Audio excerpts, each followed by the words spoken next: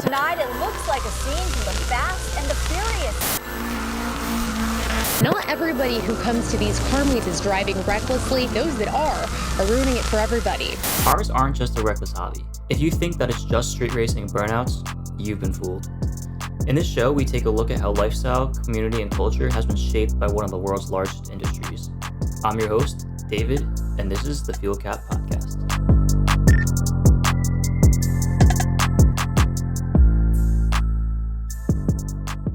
Okay, so this is the show. This week we're here with Nick Pedroza for Fuel Cap episode 18.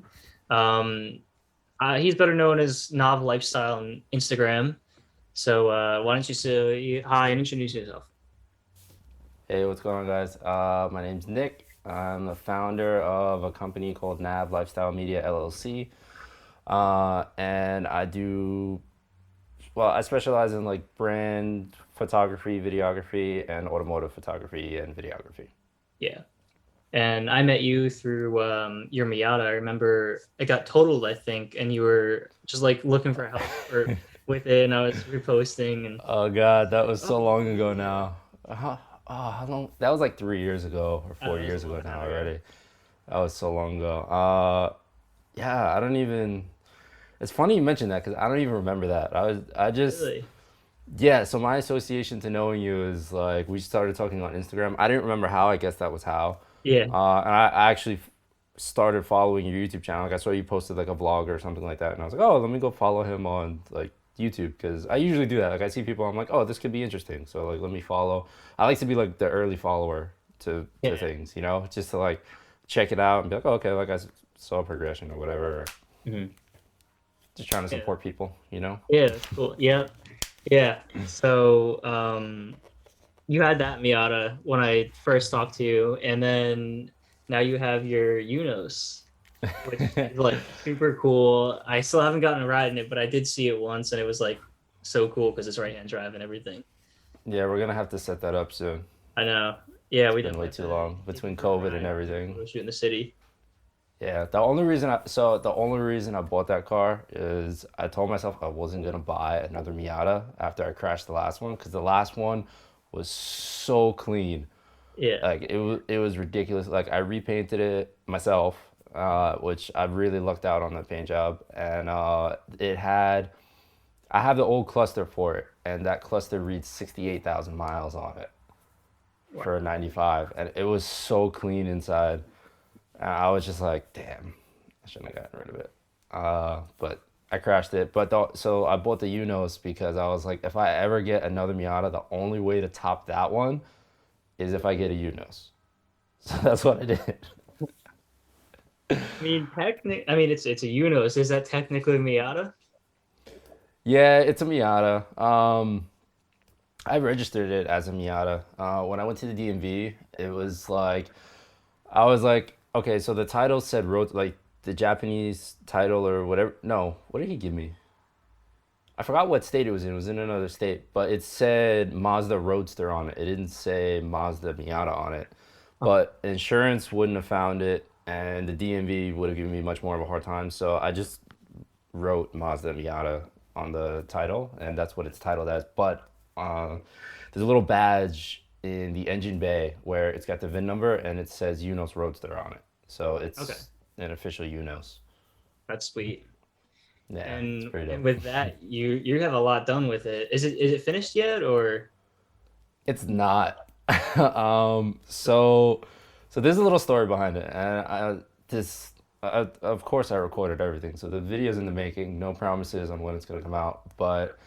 So last year for Sevens Day, it was like a week or two before Sevens Day, I was trying to get the car painted. Mm-hmm. So I had the whole car in pieces, and I bought the paint. I went crazy buying it. I took days off work. I took like almost an entire week off of work, like if you add up the days to try and get this car done. Wow. And the weather just wasn't having it because I had to paint outside. So I didn't really make it in time for Sevens Day, but I think it was like a 3 or 4 month process of actually painting that car between like just trying to find the time and the weather agreeing with me. Yeah. So yeah, I took the whole thing apart. I repainted everything. It still needs a little bit of work. I haven't had the time because it got too cold to wet sand and buff it. Um, so I repainted it. I did wheels. I did coilovers.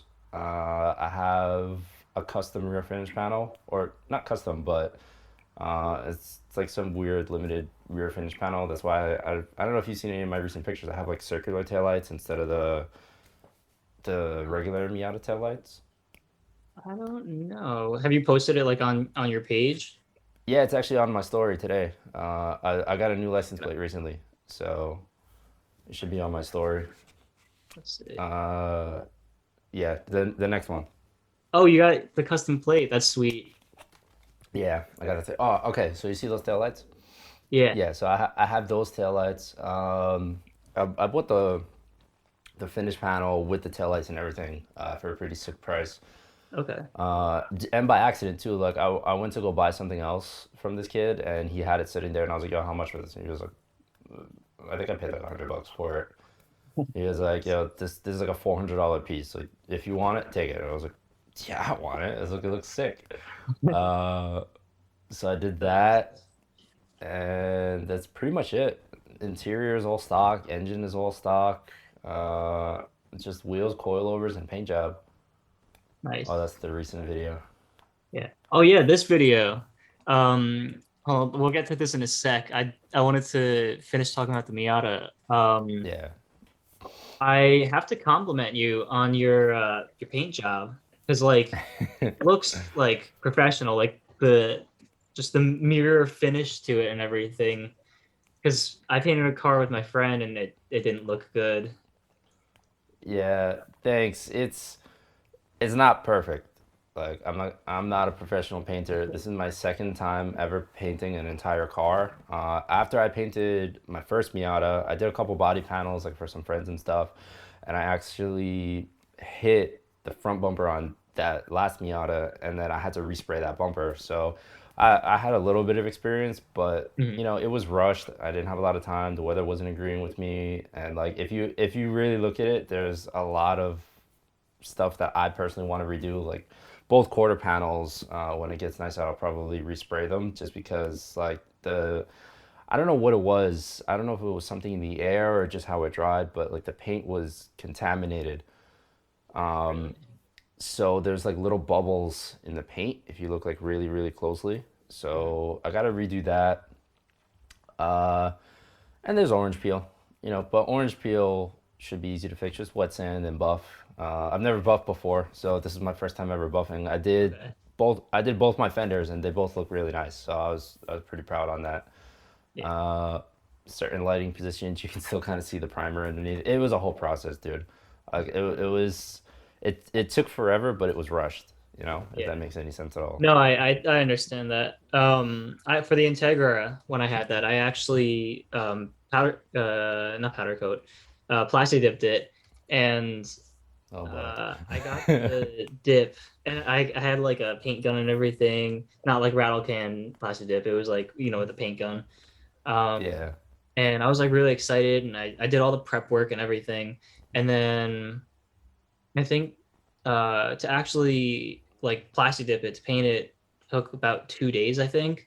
Hmm. I started it, I did the whole base coat, it was white, and then I did a pearl top coat. So it was like the clear coat with like a pearl like crystal in it, I guess. And Yeah. basically like what it did, like in certain like lighting, you could see like the little purple hue. It Hmm. was like really subtle. But when I was doing that top coat, uh, I was like really excited to do it. Like I woke up early in the morning and the weather was supposed to be good. And then like 12 o'clock, like after I did the last coat, all of a sudden it like started raining. It was so bad. It was raining and I was like, this is not good. So I was like, let me try to like prop like towels and like plastic over the car so it Oh doesn't get my wet. God. What ended up And happening it was like the messed wind blew this plastic tarp that I had and and it ripped the dip. it was it fell, it was resting on the bumper, So like I took everything off, and then there was like little pieces of plastic that got stuck in the top coat to the bumper, and I was like, Damn. the problem with plastic dip is that you can't just like wet sand it and buff it. You have No, to because seal it bro, and do it. trust me, that's where, that's not where my painting skills came from, but that's where my practice came in. I plastered up a handful of cars in my time. I used to try and do it as like a business, bro. It was like, so believe me, I know. Like once you get one little thing in there, it's in there. Like you either cover it up or you let people see it, because if you try and remove that, the whole thing will just peel off. Yeah, yeah. It's And so then bad. I also had along one of like the where the trim was and the door.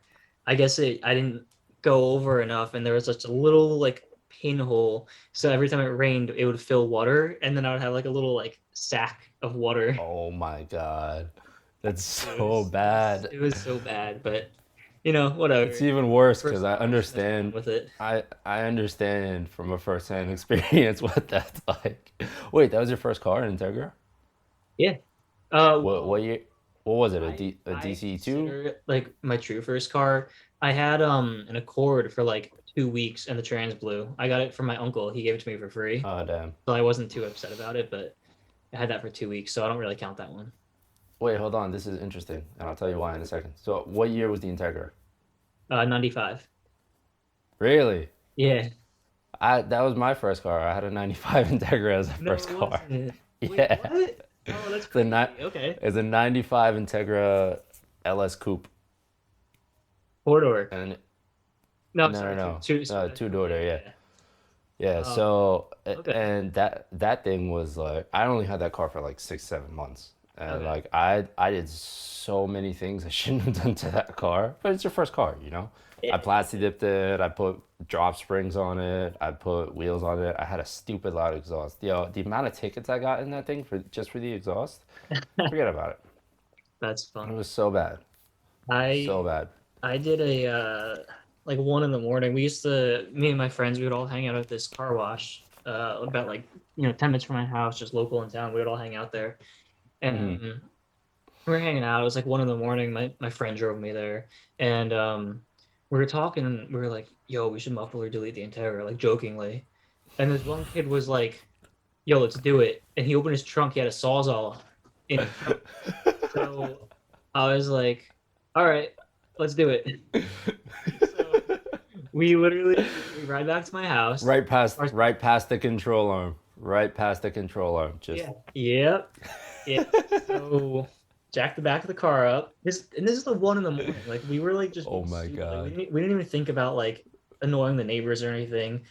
Pull out this sawzall and start cutting this thing off. Take it off.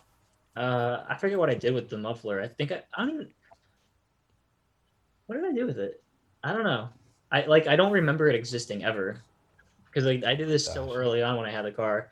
So I turned the car on. I was like shaking. I was like, "Oh, I don't know what it's gonna sound like." I was so excited, and turned the car on. And I was like, "Oh, it sounds pretty good." And I was driving around, and I was like, "Okay, this is too obnoxious." So I ended up getting a glass back. Yeah. Oh my God, bro, that's so. I think is that like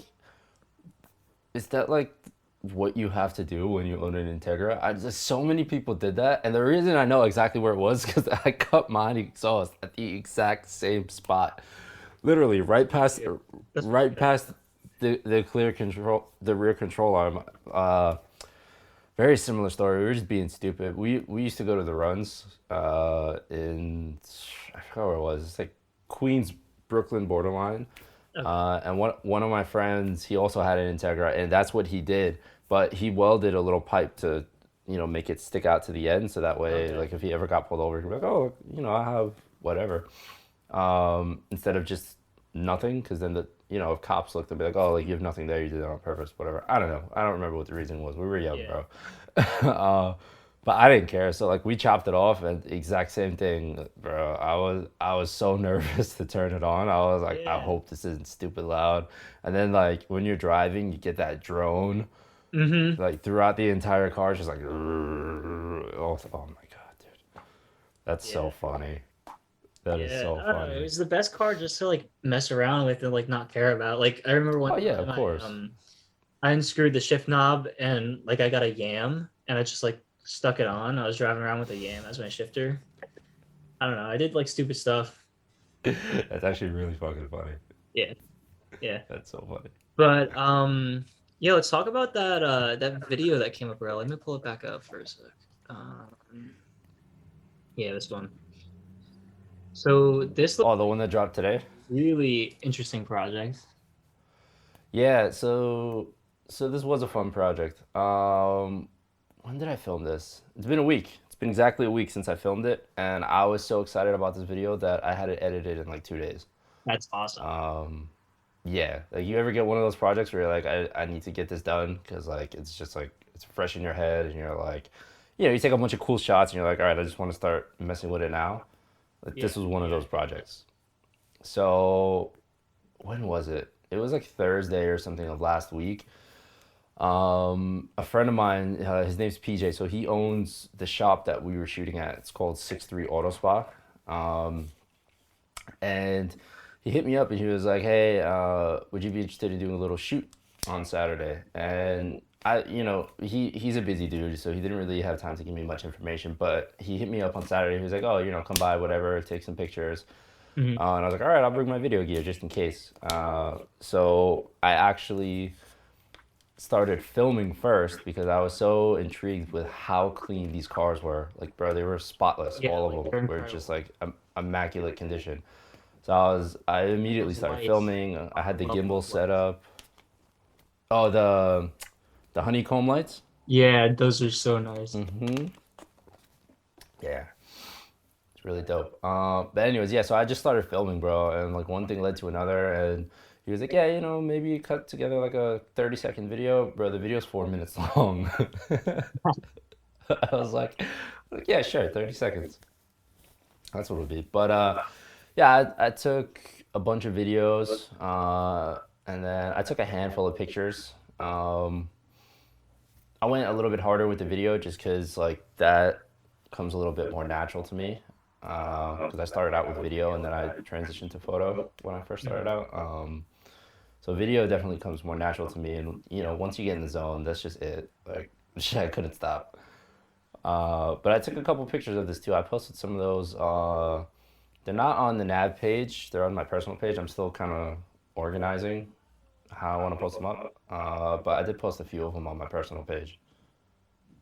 Let's see. Oh yeah, these. Did I like? Yeah, I Yeah, see these. Yeah, yeah. these So are that's the sweet. Porsche.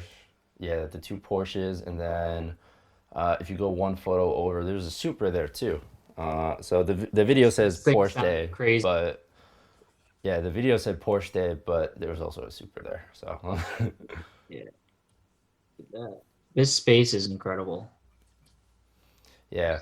So Wow, so so I big. I actually want to talk about stay on that picture for a second. So I Yeah, actually want to talk about you see that artwork in the background. yeah. This here? So yeah, my boy painted that. No way. Yeah, he did that. I'm pretty sure he used rattle cans. I'm not. I wasn't there for the process, but I know he put a lot of time into that. He painted that, and then if you go to the other picture of the silver Porsche, he painted that too. All three walls in there, or three? There's like Which four picture? walls he painted in there. So the same one you were looking at. Oh, yeah, that in the background, the Oh, that. octopus. Okay. Yeah, Yeah. yeah, Dude, yeah. that's So incredible. he did that too. So That's talent. Was he the same one who painted the engine bay in that one car? for H Day, yeah, Yeah, that was sick. Those yeah, he's pictures are nasty probably with it. far away, right? I don't know if I'll be able to find those. The H Day stuff,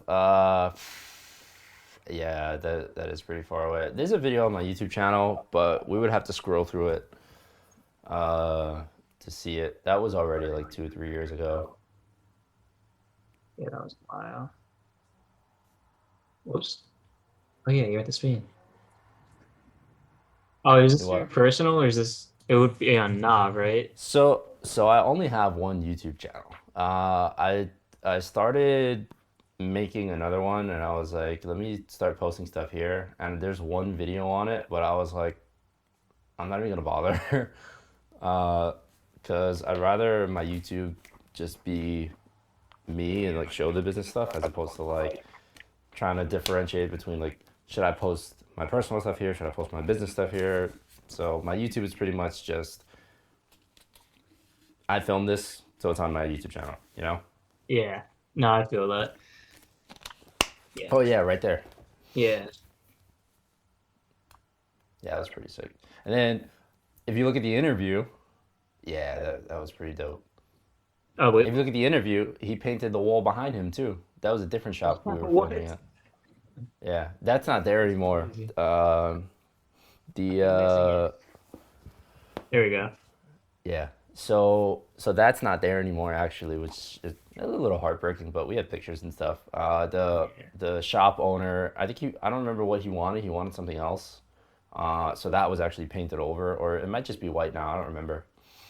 Um, but yeah, he did that too. Yeah, bro, sick artist. That's that's crazy.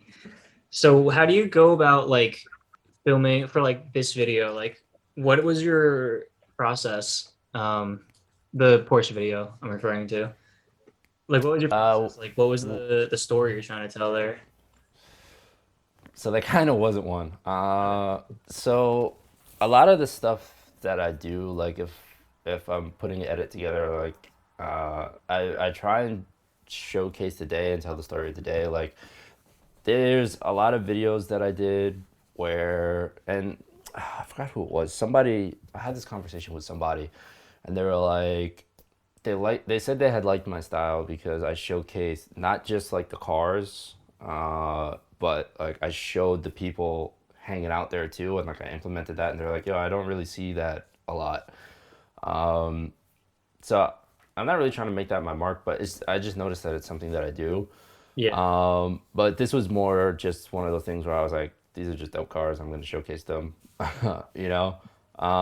There really wasn't a plan because not a lot of information was given to me prior to this shoot. Okay. Usually I like to make shot lists and plan stuff out. Like I can't even tell you how many seventh days I went to where I'm like, I want to get this, and this, or like I want to do a whole bunch of things. Like I always plan out my shots before going out to film. But this I was just kind of just winging it, you know. The goal was really simple. It was just to showcase the cars, and I feel like I did a somewhat adequate job of doing that. I'd say so, yeah. So that was pretty much it, you know. Like I knew. So my boy was like try and get some exhaust clips. So they were all revving their engines, and I was like, all right, cool. Let me try and get some exhaust clips and try and cut a few things together. Like there's one shot. Like some of it was planned on the spot. Like I was thinking like, oh, how is this gonna cut together? So like there's one shot where it was the gray Porsche. He was revving, and I got his exhaust. And then there was another shot where it cuts to him doing it. I don't remember the order, but there's another shot where I made him do it again, but I got a close up of his cluster. So I saw the RPM spiking, and then I match cut it to that. So like little things like that I planned on the spot. But there really wasn't a story behind it. It was just showcasing the cars that were there, you know? Yeah, yeah. That's for me, I feel like stuff like that is usually the hardest for me when it comes to editing because it's like I don't know like where to begin and I don't know like where to end. Because like I mean I have a lot of videos of like Los Goonies meets and stuff, but like for me, like showing up to an event, filming some cool stuff, and then like leaving and having to edit it, it's usually like I feel like I'm not sure like which direction to point the video in. No, I totally get that. Yeah. Like that's my struggle for a lot of videos. Like I'll it's either one of two things with me. I'll either start the day out great and I'll do like a vlog intro or something like that, Mhm. and then I'll have no middle, and like I'll know by the end of the day that I have no middle, so that I won't Yeah. even bother filming like an outro, or I wouldn't have started a beginning. I filmed a bunch of middle stuff, and then I just kind of try and figure out what to do later. My workaround for that is just as kind of like a safety net. I try and do like a vlog intro for some videos, like before I'm about to start filming, or even at the end of having just film stuff, I'll do like a quick little vlog intro, and then I'll just cut it together Hmm. and see what happens. Or this is something I actually started doing recently, or like I'm trying to work on. Again, new content coming soon. Always. Is doing like a talk, like a setting, like kind of what you see now, and like I'll tell the story of what happened throughout the day, and then I'll show the footage, and I'll just cut back to all the If footage you can do as that, like that a always turns reference out point, really good. you know? Yeah. But yeah, I tried that once, and like I feel like I suck at like going on a monologue. It's just like talking. Like I'm better like in an interview setting like this. So it's like Yeah. I'm like trying to explain and like be descriptive, but it's like not working. And when I'm trying to edit it, it's like I like barely say anything Yeah. about this one event, and I have all this footage that I want to show. I totally get that. Yeah. I totally get that. So it helps to kind of cut some of the footage together and see some of the things, because then it like jogs your memory, especially like if it's something that happened like a week ago or 2 weeks ago. Things like this is like, it's really important to just like do it while it's still fresh in your head, Yeah. because then you're just going to be scratching your head, and like, you know, it's not going to flow as easily. But I totally get what you're talking about. Like I totally feel weird talking in front of the camera, like to myself, you know, especially if when it's like quiet, or like I'm just like, okay, what's going on here? Like, you Yeah, know. no, I feel that. But Just you get used pretty- to it a little even bit, just by you know. yourself. Yeah. BMWs racing down my block. I hear always.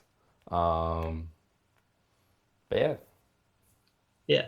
So obviously we've established that you do videos and content, but we haven't talked much about what Nav lifestyle is. Oh boy. Oh boy. Okay, we gotta start talking um. about that. All right. Well, so to kind of just jump right into it. So it started out. When was it? I want to say 3 years ago or 4 years ago. 2021, 2017. So I made it an official LLC in 2017, September 2017. But we're like a day off from it being exactly 4 years ago. Oh, nice. Funny enough, yeah. So my birthday's Monday. It's coming up Monday, and I Oh, happy early remember. birthday. Thank you. So I remember the day before my birthday. It was so my friend that does the artwork, and one of my other friends, his name's Peter. We were at his office.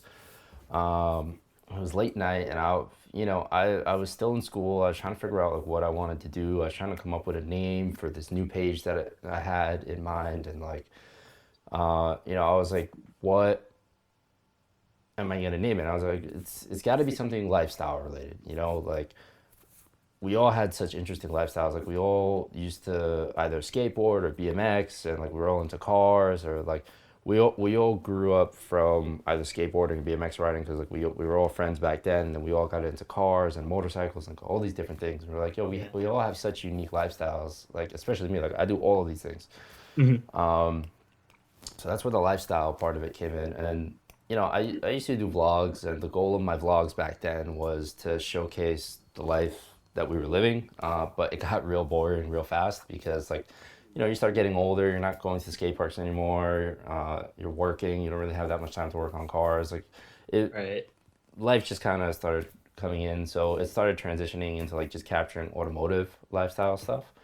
And then, eventually that kind of transitioned into like working with some brands and doing like some product stuff for them. But yeah, so that's where the lifestyle part came in. Media, obviously, like we're doing media. And then, so my initials are NAP, but with my mother's last name, it's NAV. So I was like, NAP doesn't really work too well, but if I go with my mother's last name, it works. So that's really it. Like, there's no crazy story of it. It's kind of my initials, kind of not my initials. Yeah. Okay. But I I always claim it, wondered Yeah, because somebody actually asked me that today, and they were what you like, say? "Oh, that's so nice." I was like, "Oh, thanks." Like, I had this exact conversation with somebody earlier today. That's funny. Yeah, no, because um initially when I first like found you on Instagram, I was like Nav lifestyle. And I was thinking of the rapper Nav. And I was like Yeah, I get I that was a like, lot. there's a correlation. And then I was like, no, there's not a correlation. But No, like none at all. all the time I've known you, I've never asked. Yeah, and it's funny, like I I I knew he existed, but I wasn't conscious of that when coming up with it. And then Yeah. I made the Instagram, and then I just started rolling with it, and like literally after, like it was like a week or a month. It was very short after I made it like an official LLC that I was like, ah, shit. I completely forgot about this rapper. Yeah. But No, it's all that's good. cool. You know, it has absolutely nothing to do with hip hop or music or whatever he's doing, so it's doesn't interfere. I'm good. And it's Right. unique enough to where I haven't seen anybody else with that name, so, Yeah, you so you're know, good. I'm good. But so what kind of brands do you work with? Is there like a general like segment that you work with, or do you kind of work with whatever brands come to you? Um, so starting out, I kind of just took whatever came my way. Now that I'm a little bit more established, I'm much more picky with some of the things that I do. But like, so obviously, I always support my friends. So any of my friends' brands, like if they ever need product photos or videos or any lifestyle shoots or anything like that, you know, I always help them out. And then there was one company I did a project for them, and they flew me out to Spain. It was a wetsuit company, and for the longest time, they're like, "Oh, you know, NDAs. I can't post anything. I can't have anything up." But once the project was done, I was actually allowed to post a video on my Instagram page, because at that point, all it was doing is helping them essentially, because you know more people were seeing it. Right. Uh, That was a cool project. I remember seeing it. yeah, that was really dope, and there was a lot more to it that I didn't post up that they had me doing. Like I did a bunch of interviews with like their athletes. I did interviews with the CEO of the company, and then I what else did I do? Oh, and then it was just that main video. That was pretty much it. Yeah. Wow. That's But awesome. there was a lot of shoot days. Yeah, and I have it's like a 3 video part. When I was vlogging, I had this is like the second or third time I was like, let me start vlogging again.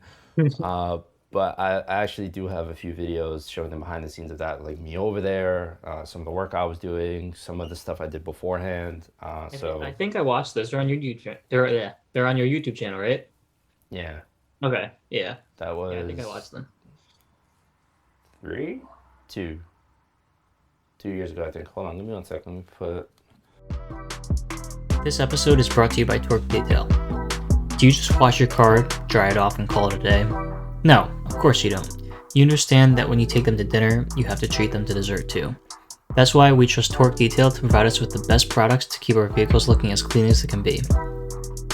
From prep to ceramic protection, Torque Detail has everything you need. They even offer premium, high-quality maintenance products to keep your car looking top-notch even when you're in a hurry. Formulated and made in the USA with over 30 years of detailing experience, you can rest easy knowing you're using the products you can trust.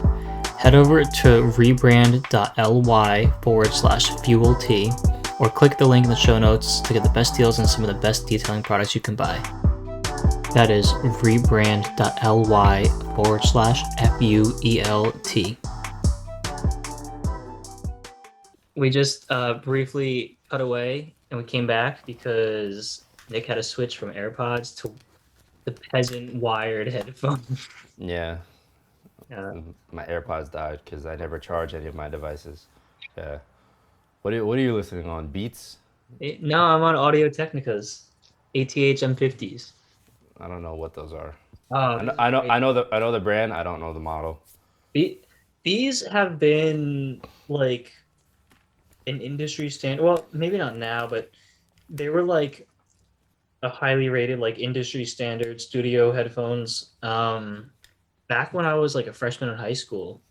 So how long is that? That's like 6 years, 7 years ago. I don't know. How old am I? I'm 21. Yeah, like 7 years about. Yeah, they've been like the standard for such a long time. Oh wow. Yeah. Um, but they're kind of falling apart. Like if you look, they're supposed to be like leather or pleather, but it all came off. Now it's just cloth. Like it's supposed Mm, to be like this. yeah, my this fancy chair that I'm sitting on, the armrests are like that. Yeah, and Literally it gets everything come off. everywhere. It, like sticks on you and stuff. It's gross. I'm using these Sony headphones. It's not Yes. sponsored, by the way. These Sony headphones. Uh, They were $31, Nice. and Can't they go work. wrong. Can't go wrong with $30. Whatever works. Yeah. Not these peasant things. Well, so We're talking about brand stuff. I was wrapping up the wetsuit yeah, company I worked for. Yeah, so that was a dope project. It was a few days here, 3 days in Spain, and I posted that video on. I think it's on my YouTube channel. But I definitely have the behind the scenes stuff on my YouTube channel, and it was like a 1 minute finished video that they wanted. That is on my Instagram channel somewhere, somewhere. Yeah. Instagram page somewhere. Yeah, Yeah. I don't know where, but it's there. It's there. Yeah. So you said that some of it was actually here. So where are they located then? Like where are they headquartered? Uh, so I forgot where the owner's from. I want to say maybe he was from Spain. No, he wasn't from Spain. I forget. He was such a nice guy though, but he was foreign. He wasn't a U.S. citizen, but he was such a genuine person. Yeah. But Because like if they're here or there, like I was wondering how they found you. oh, okay, so that's a good story. A friend of mine is actually, so my boy that paints, his sister. I'm also very good friends with his sister, and at the time I was that I met him, I was like on my own. I quit my day job. I was like doing the video photo thing full on. I didn't want any serious commitment jobs. And I was doing some freelance work for her company. I was just doing like labor work. And the company was like a textile company, and they made like bedding and bath stuff and all that stuff. They worked with like crazy brands like Tommy Hilfiger and stuff like that. It was like a really big company Nice. in the city. So they had some new products that they needed shot. So their photographer was on site shooting whatever, and I started talking to him because I saw he had a 1DS, a Canon 1DS camera, and then he had a Sony A7R2. And I remember talking to him about the Sony A7R2, and I was like, oh, I shoot Sony at the time. I had my A6. So we just started talking like that, and then so like I wasn't gonna be pushy. Like at the time, I was giving out business cards and stuff, but like I didn't want to be pushy. I was just having a nice conversation with the dude. Yeah. But then my friend, she plugged me in and she gave him my info, whatever. And she was like, oh, I gave him your info. I was like, just in case you ever need somebody that does video, because he already did photo. And at the time, I definitely wasn't good enough to like top his photography work to do photos for that company. But my video skills were like way above his because he doesn't really know anything about video. Yeah. And even back then, I was still very proficient in video, or like proficient enough to like get stuff done. So she gave him my contact info, and then he hit me up, and then we were just communicating. I worked on a couple of small projects. He plugged me in with some of his friends that needed some work, and then they liked my work. So then like one of his other friends started hiring me. Pretty much like 3 or 4 of his friends I did work for, and then eventually that other client came in that like he was doing work for him, but it was also like a friend was also throwing money that way towards the company because like they were like endorsing the brand. It was a whole big thing, but pretty much one connection led to another. He led me to them, and they were like, yeah, we need to go to Spain to film this because it was like the dead of winter and we needed somewhere to film on a beach because we're trying to market for Okay, the so that's why springtime. it was Spain. That's why it was Spain. Yeah. Okay, yeah, I assume that like the company was partially like in Spain or something.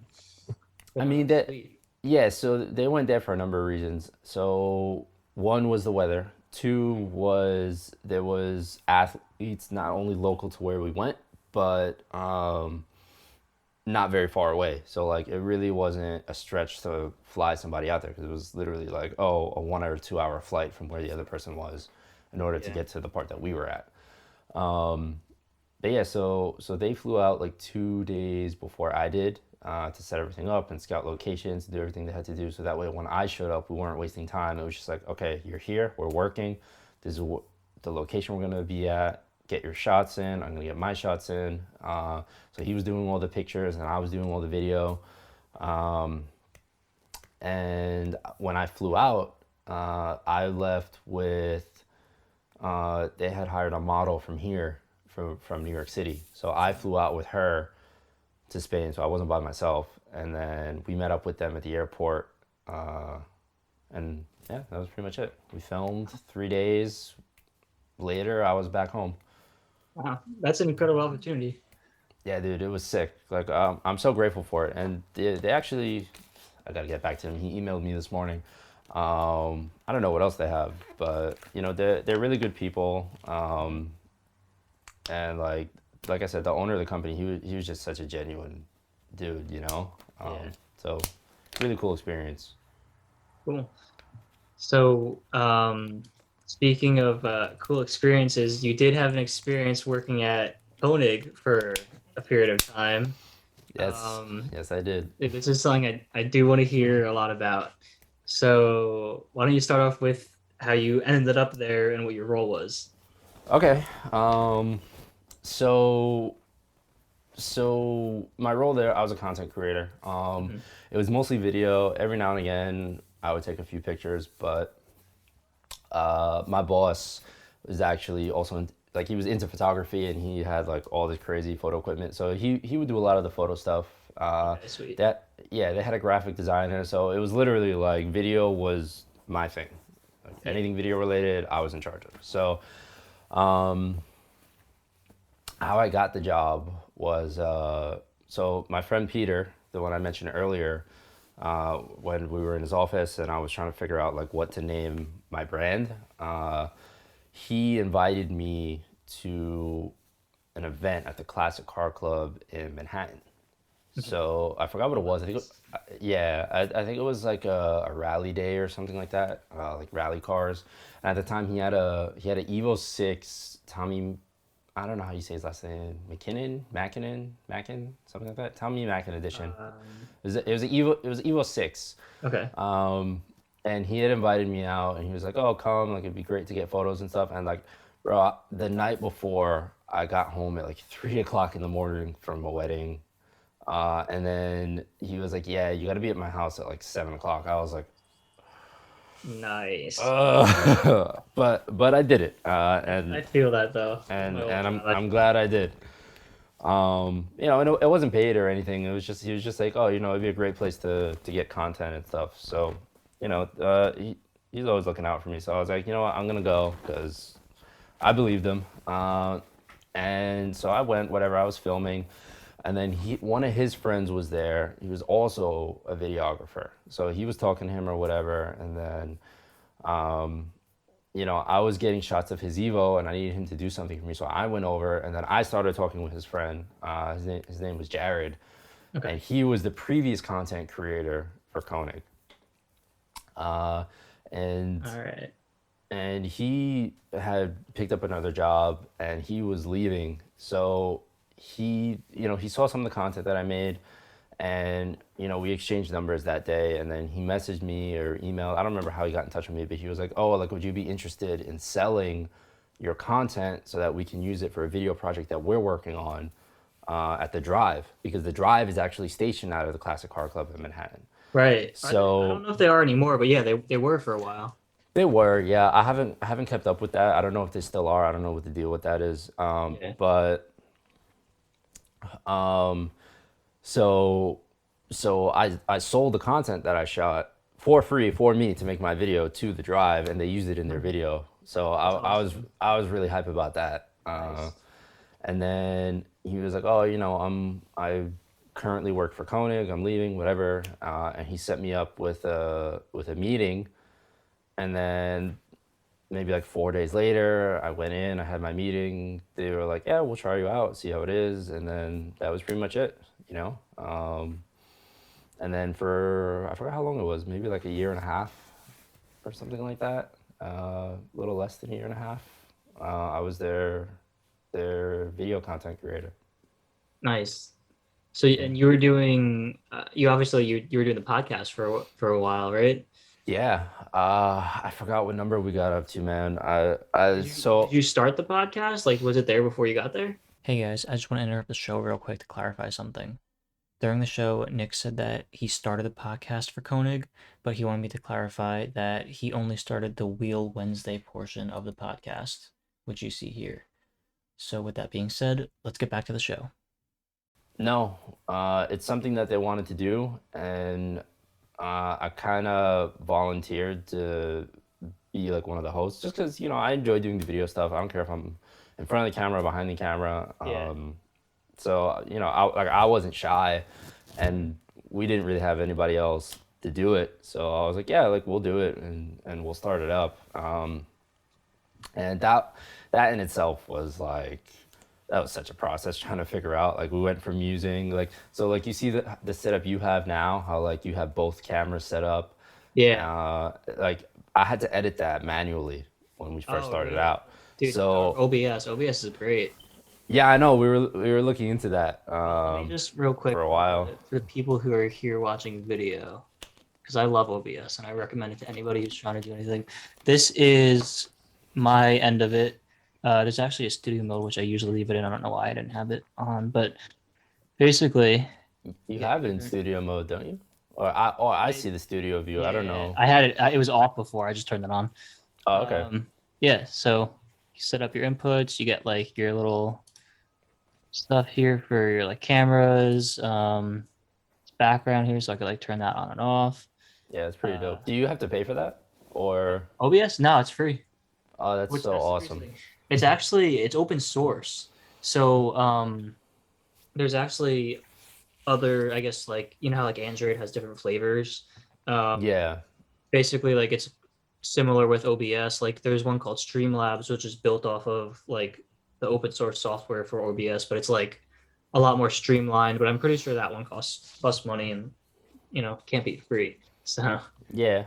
No, that's awesome. Yeah, we were trying to figure that out once COVID hit, how we were gonna do that. But yeah, the progression of the podcast was like I used to try and figure out like a 3 camera setup.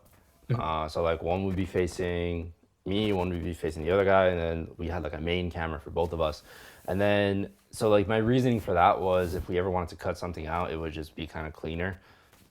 But then we got to the point where it was just like, all right, let's just use 1 camera because then that's less editing, because the turnaround time went from like 2.5 to 3 days to just using 1 camera.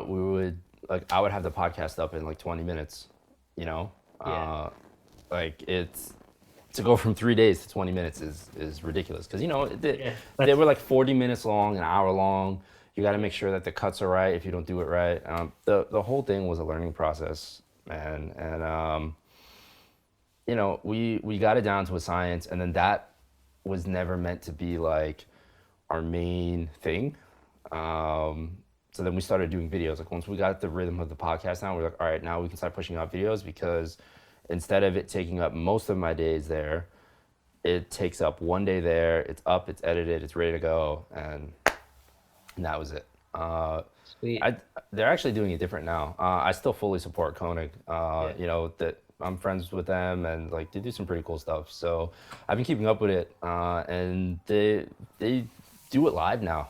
Like they do it straight live, Oh, cool. which I think is pretty dope, because now like I think I don't know the science behind it, and like I don't know how they do it exactly, but I'm pretty sure there's no more editing.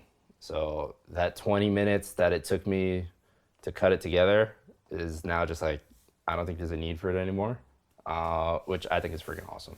So So the reason I said that's funny is because I actually did opposite.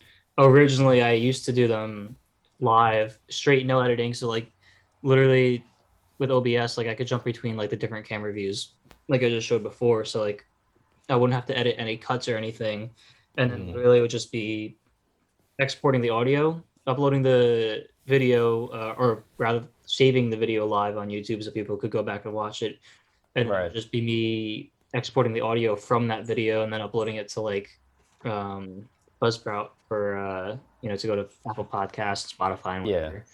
But now I'm trying to edit. I'm actually trying to edit them because I feel like having a lot of like the extra stuff cut out, like when you're switching your headphones and stuff, like Yeah. stuff like that to cut out, it just kind of makes more sense, and it's better for like the listeners. So Yeah. that's the route I'm trying to take right now. But it is cool not having to edit. At least I think. I don't know. Like I said, I don't, the behind the scenes stuff, I don't know about it anymore. So maybe, I don't know, maybe they do cut it together before posting like the audio or something. Yeah. I don't know. Yeah. But yeah, so we were doing the podcast, and I would number them.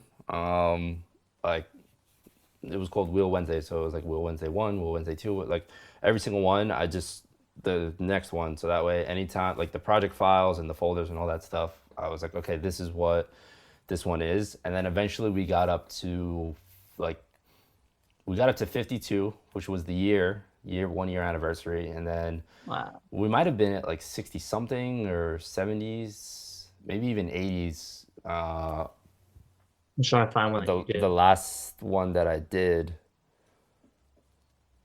It's easier if you go on my personal page. Oh, is he on there? Yeah, I posted a lot of stuff there from Koenig.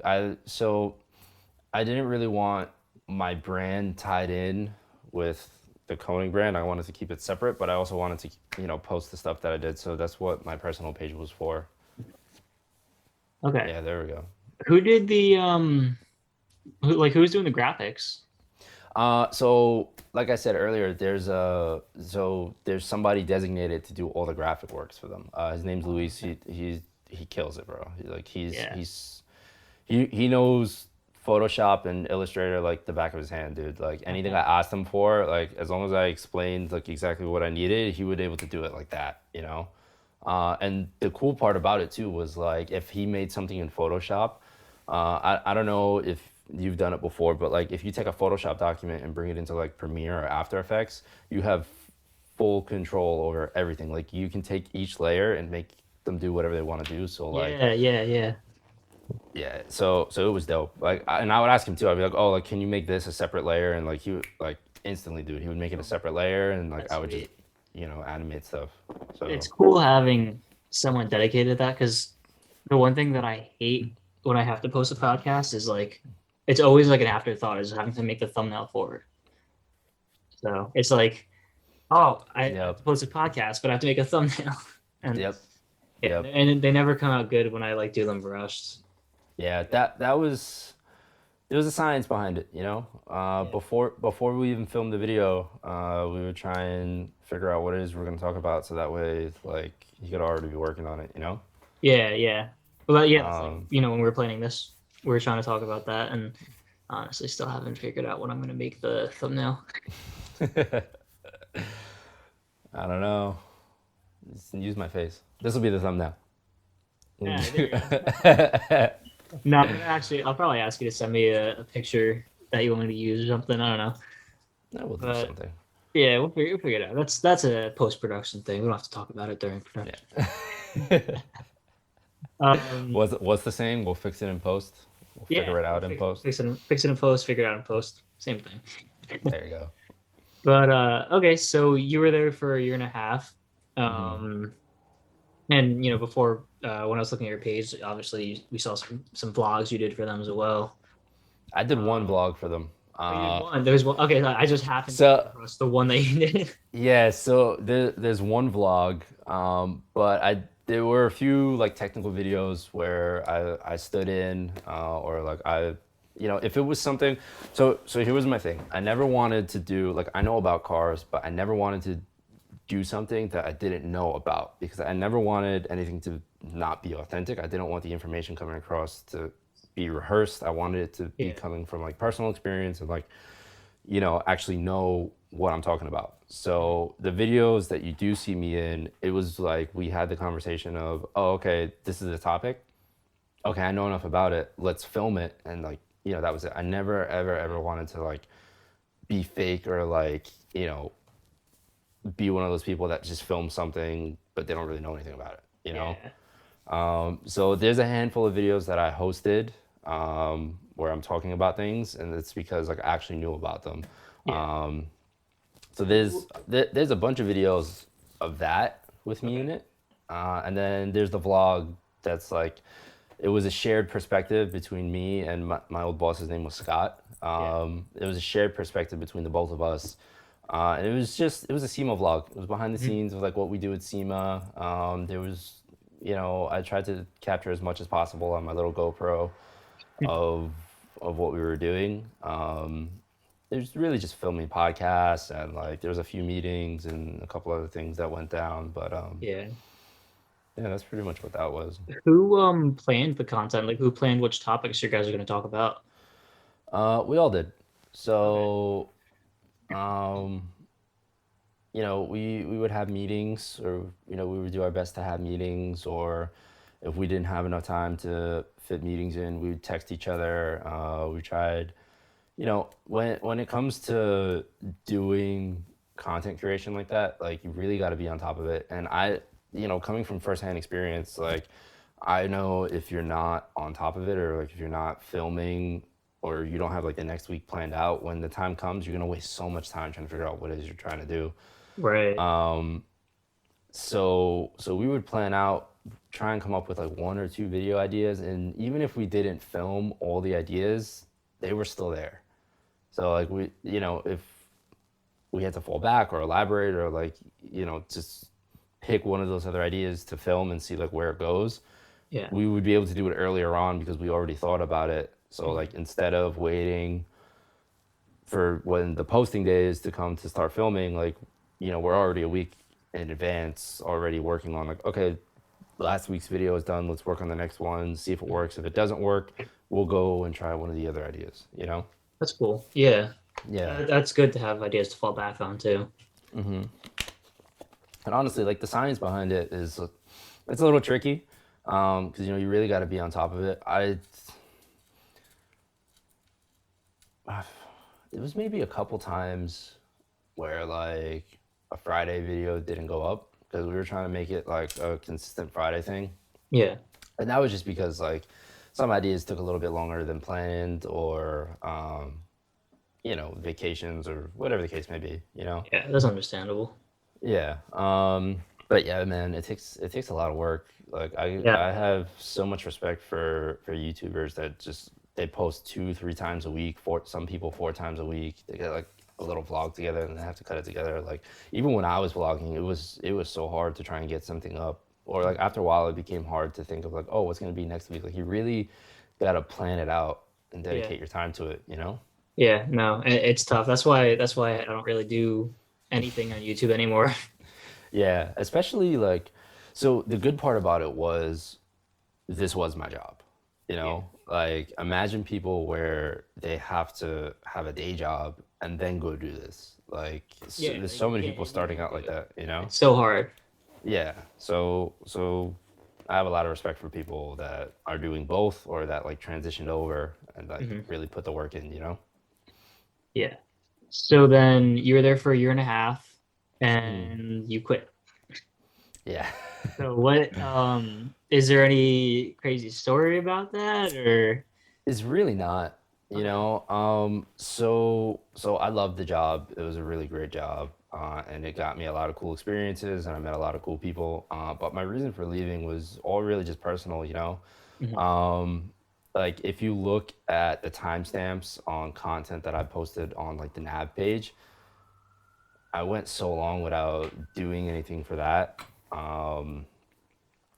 and I felt like I gave up on my own brand, you know. Hmm. And I was still trying to figure it out, still trying to figure out what I wanted to do with it. Yeah. But you know, working. Oh, check my audio. Working for Koenig was a full time job. I was there 5 days a week, Hmm. and that left me 2 days to work on other stuff, like to film and do all the other stuff. But you know, you get tired, you know. And not only that, but it was on a good day a 45-minute drive away from me. In New Yeah. York traffic, a 2.5 hour drive away. So it's like, you know, it's at the minimum 10 hours of my day gone. Yeah, that's crazy. So, you know, I would either wake up tired or go to sleep tired. Like just trying to fit in other projects was annoying. And like, yeah, I did have the weekends to do it, but the editing time wasn't there. You know, like Hmm. I could shoot a wedding on a Saturday, but then if I only have 2 days a week to edit it, like the turnaround time, which is bad, you know, for Yeah. business essentially. Yeah, that's not good. Yeah, so eventually, after like a bunch of talks and a bunch of just really thinking about it, I was like, all right, it's time to leave.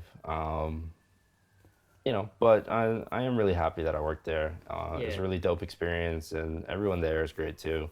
You know. Yeah, no, it definitely seemed like an awesome experience. Oh yeah, absolutely. So, yeah. So what are you up to now then? Uh, I mean, COVID makes things difficult, but COVID makes things very difficult. yeah. But things are actually starting to pick up a little bit. So Okay. I actually made a post a few days ago. I don't know what it is with like the universe. Like I'm not really a spiritual person, but Yeah. I do believe in some things. I feel like for whatever reason, things have just been kind of coming my way. Like, and that's just the nature of things. Like a week after I left Koenig, I got my first gig in months. Hmm. I was like, that's crazy. You know, it's like Yeah. the universe knows when you need money. You know, it's like, Yeah. oh hey, you lost your job. Okay, here, go work. Like, here's an Nice. opportunity. But I've been filming stuff for me. I have been filming stuff for my YouTube channel. That video I mentioned with the Miata, I'm working on that. I've been doing small projects here and there. Um, you know, nothing really too crazy. You know, like you said, COVID just kind of took everything away. I've done maybe 2 events since then, Okay. Yeah. but I've really just been trying to up like my automotive photography and videography stuff. Like Yeah. just trying to book more clients in that aspect. You know, but it's been picking up lately. You know, Yeah, that's good. I want to do. I definitely want to put more effort into my YouTube channel. Um, you know, videos with like behind the scenes stuff or like breakdowns of projects that I did or Hmm. vlogs of like I don't know crazy shoot days I go to and stuff like that. Still kind of figuring it out, but Yeah. little by little, you know. Yeah. No, that's cool though. And hopefully things start lightening up soon and work can pick up, you know? Yeah, I'm already booked for H Day. I'm Oh, going sick. to when is it going to be? April 10th and 11th is H Day, so I'll be filming Okay. H Day. Um, I feel like there was more car stuff I did. I did a few things for 63 Auto. You Mhm. know the shop that I filmed that video at. I did a couple things for them. Um, what else? I feel like I did so much, and like I'm just drawing a blank right now. Yeah, it's like when you're asked your favorite color and you can't think of it. I'm just like I don't know, like just you know. But yeah, just mainly just trying to grow that and pick back up on my YouTube channel. You know. Yeah. Speaking of H Day though, I gotta get down there. I haven't been to one yet. And Really, definitely, yeah, it looks like a good time. So I definitely should try to get down there this year. I'm trying to think. When did you start driving? How many years ago? Uh, I was 17, so 17, 18, 19. 4 years ago? Wow, 4 years. Okay. Almost five. Yeah, I think that would have been too late. They used to do H Day in Englishtown.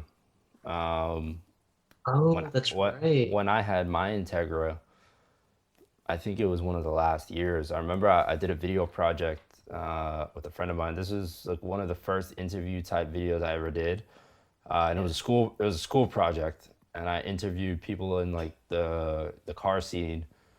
Just I don't even remember like the basis or like the story of the project, but I interviewed three of my friends, and one of my friends he tracked his Civic. Um, so I remember I went with him to H Day.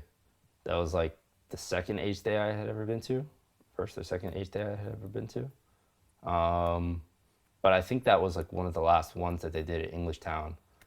Yeah, I remember. Um, I actually think I remember the last one. I didn't go.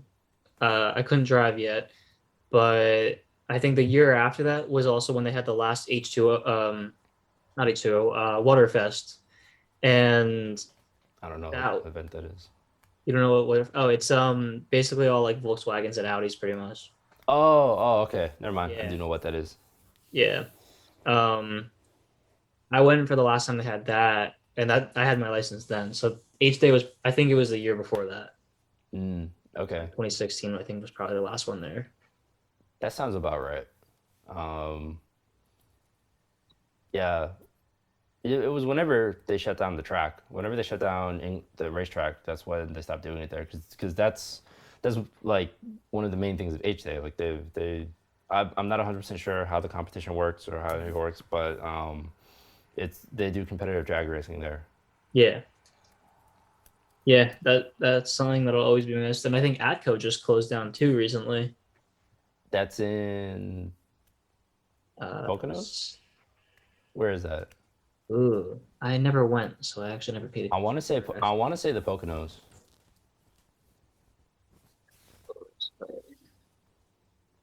South Jersey. Where in South Jersey? Camden South County. Jersey. Oh, okay. Yeah. Oh, okay. Yeah, I know exactly where that is. Hmm. Yeah. They're Yeah, all closing. I never been there either. I've been to New Jersey Motorsports Park. I've been to E Town a million times. Where else? I I think want to say that's it. I've been to Wall. That's like a small, like Oh yeah, 10 mile track. I've been to Wall Speedway. Yeah. I think that one also just closed down It too. it did. They did FD there. They Yeah. did. That's so sad. That was one of the amazing experiences I did with Koenig. I was able to do. We went to Formula Drift for one of our projects. And Wow. we were filming all day. Yeah, we did interviews there. That was really fun. That was a really Yeah. cool experience. It was one day, and we were just like trying to get as much footage as possible. But like it was crazy. It was a practice day. It was like usually there's no spectators, so Hmm. everyone was doing like their warm up laps and like fine tuning their cars to be ready for like the actual event. So it was Yeah. empty. It was empty, bro. The bleachers were empty. Like we could literally be anywhere. Wow. It was really cool. That's awesome. Yeah. That's it. All right. So we're coming up on our time here. So before you go, is there anything that you want to plug or shout out or promote or anything? Yeah, go subscribe to my YouTube channel. I'm definitely trying to build that up again. Yeah. Well, trying to build it up again. Still, I don't even know how many subscribers I have. I'm ashamed to look at it. Like for having, I won't. I don't. I haven't had this channel for so long. Yeah, I'm definitely trying to put more content up there. That's something I've been slacking on for the longest, and I have like 100 video ideas written out, and it's just a matter of filming them. You know. Mhm. Definitely go check that out. I've also been trying to up my photography. I've been doing more photo stuff. So my NAB page doesn't have all of it, but I don't know which thing you have set up. I don't know if you have, I see you have it here down below on the, Wait, what is it? it says follow us on Instagram. Oh, yeah, that's the one for mine, and then I saw you had it down there. yeah, uh, I could speed this up probably. Hold on, let me see.